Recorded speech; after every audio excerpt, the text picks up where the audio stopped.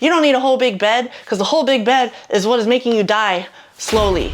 Hey guys, I'm Tasha and I have been sleeping on the floor for about 6 months now. My only regret is I did not start sleeping on the floor sooner, like 41 years ago.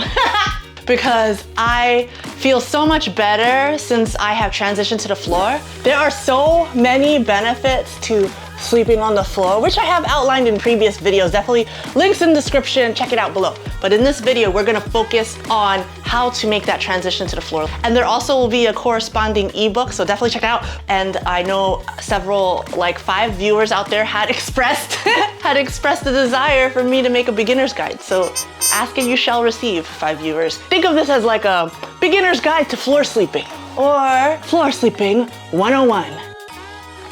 Let's get into it. Come back in 8 hours. Just kidding. Stay here, we're gonna start now. So here are the things that you're going to need in order for you to sleep on the floor. Number 1, a floor. Check. Number 2, something to put over the floor. So this could be a sleeping bag, blankets. Some people just take the mattress topper from their regular bed and they put it on the floor. Or a futon mattress. If you do have a futon mattress on the floor, you're gonna wanna find a way to promote airflow. So most people have some kind of tatami mat. We got this tatami mat also. It's foldable, so that's pretty cool. Just like this mattress does.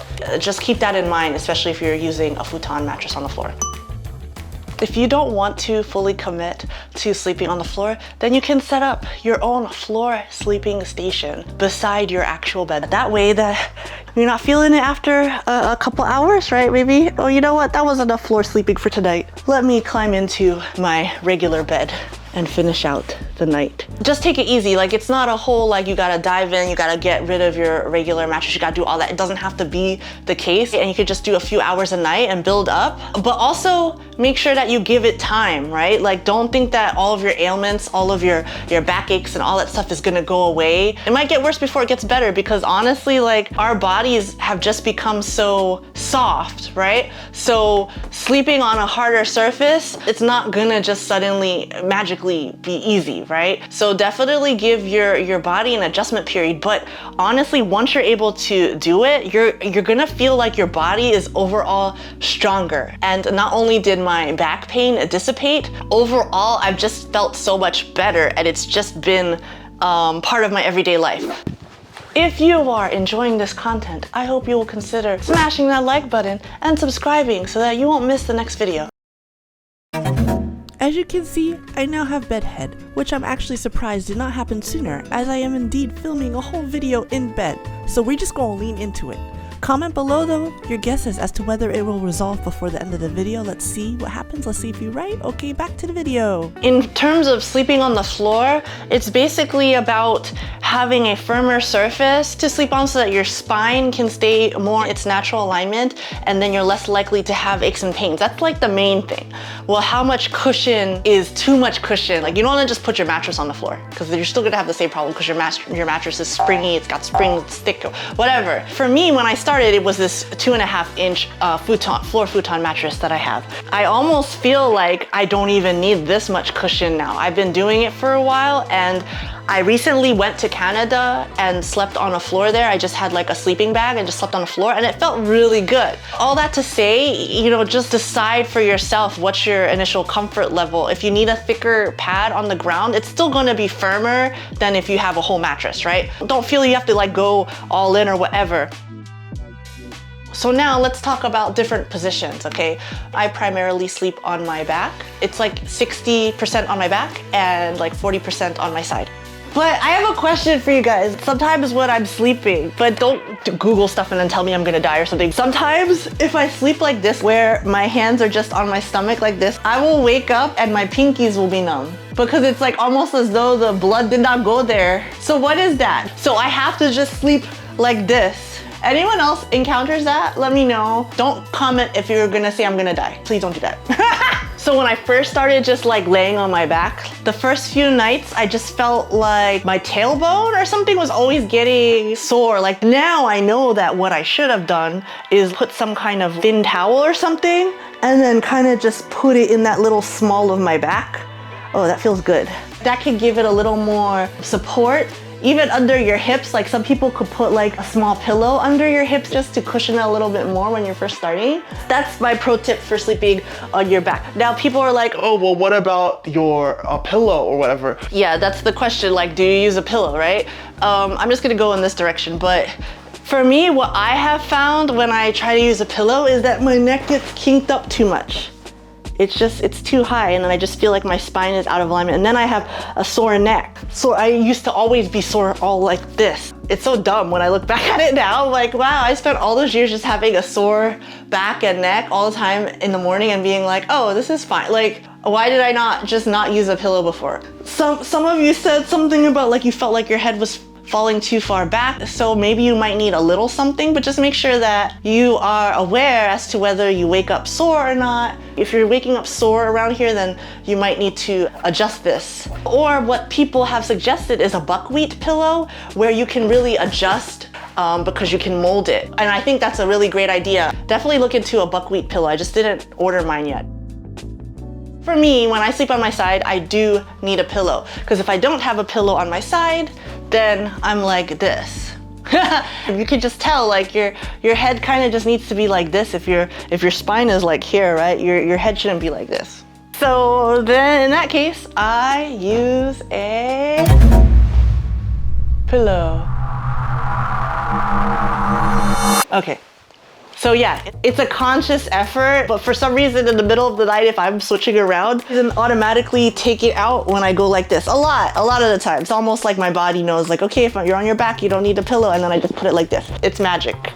The human body is an amazing thing. What some people also like to do is have like a pillow in between their knees. I needed it when I was pregnant. This is cool too, but for me, it's just, there's too many things going on at this point, and so I like not having to really worry about much stuff, but that's something that you could also look into.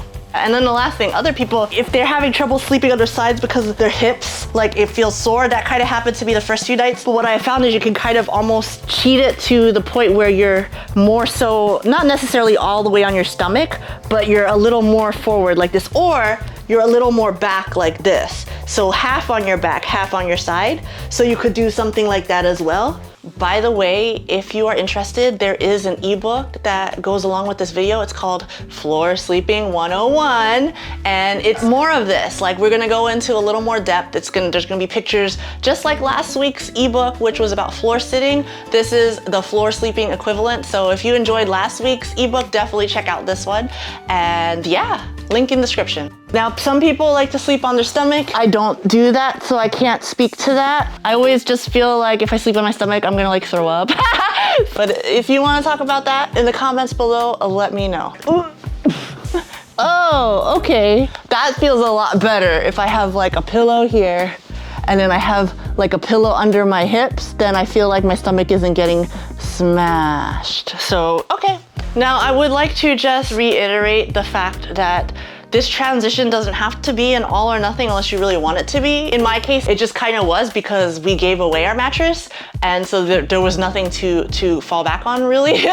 We were just like, well, we're just in it to win it, and we just knew we weren't gonna buy another mattress. But in general, if you wanna just test the waters, then definitely just try transitioning gradually. Like what I showed you earlier, you could just set up your floor sleeping station beside your regular bed so that, you know, if halfway through the night you're like, I'm good, or I got enough in, or I'm a bit sore, it's a little much, then you can just go back to your regular bed, right? So no harm, no foul, right?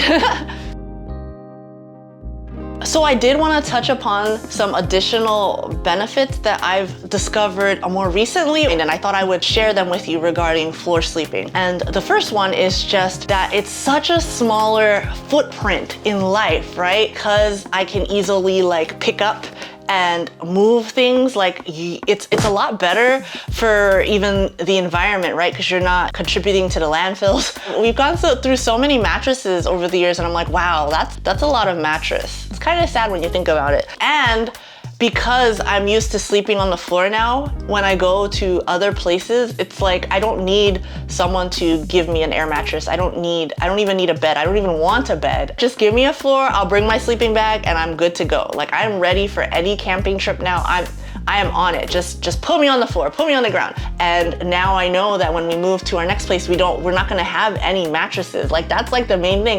And then also, even People were talking about it in the previous floor sleeping videos, just about how you save so much on mattresses and you save so much on bed frames. Like, it was a whole thing, like picking out your favorite bed frame, or like, you know, what aesthetic is gonna go with the room. I don't care anymore. We're gonna use the room for other stuff during the day. This thing, look at this. Gone. Wow, look at this. Space, just space to live my best life. Look at this. I wanna roll on the ground, I'll roll on the ground. I don't know. And now there's like an echo. I'm realizing there's an echo now. I need this back so I can dampen my voice. I'm just realizing how less really is so much more. And not only is that the case, but honestly, just having less stuff to worry about, it's freeing. It's really freeing. On top of that though, the mobility aspect, right? And I think that's really what all of this is about, just building that mobility back into my everyday life so I don't have to worry about it when I get old. It's nice that it all goes together. Less is more, guys. Less is more. We don't need a whole big bed, because the whole big bed is like what is killing us. It's crazy. All this stuff that we're buying for comfort, it's what is making us age not so gracefully and not so sprightly. So just some things to think about, guys. Hopefully this video is helpful to you, and definitely check out the ebook, and definitely check out all the previous videos, whatever. Do all the things, guys. Comment below. I'd love to hear from you. I'll see you next time. Stay sprightly.